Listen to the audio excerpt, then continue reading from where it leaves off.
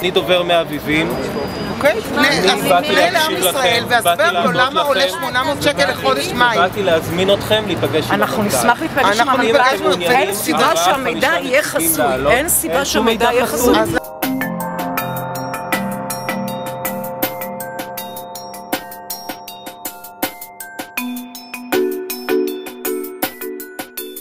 אתם מסתירים. אני רוצה להזמין אותך, אדוני. אנחנו באנו... האם אתם חוששים מהתקשורת? אנחנו גלויים ושקופים. אז למה התקשורת לא יכולה להיכנס אם אתם גלויים ושקופים?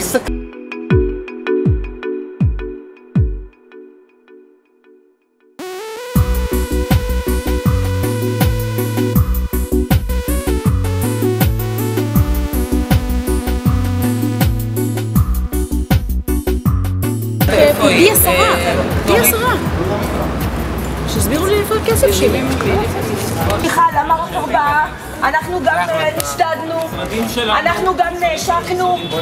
מביבים, זה לא מאביבים, זה מביבים. סיפור של המשרדים חביבתי הוא 3 מיליון שקלים, זה המון כסף מהכסף שלנו. יש לנו צנרת מאסבסט שאנשים שותים, צנרת כשהיא מתפוצצת באסבסט מחלחל למים, לא צריך להיות מומחה. שום דבר לא עוזר, המועצה עושה יד אחד עם התאגיד, התושבים סובלים. יש אנשים שקיבלו אצלנו, אישה בת 60 קיבלה חשבון של 6,000 שקלים, וזה לא בתל אביב, זה פרדס חנה. מבחינתם, בית אירופה, שזה בית מסעדה מפואר, מאפשר נגישות לכל תל אביב.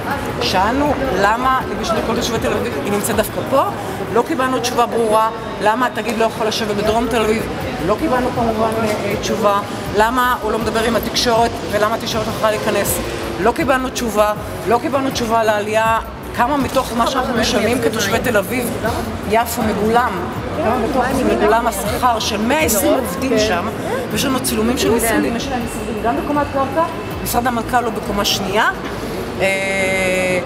משרדים מאוד יפים. משרדים מאוד מאוד מרשימים, אין ספק מאוד מאוד יקרים, הם הסבירו לנו, ניסו להסביר לנו שהם עובדים סביב השעון, הסברנו להם שגם הרבה מאוד אנשים עובדים סביב השעון ולא מקבלים 23,000 שקל ברוטו.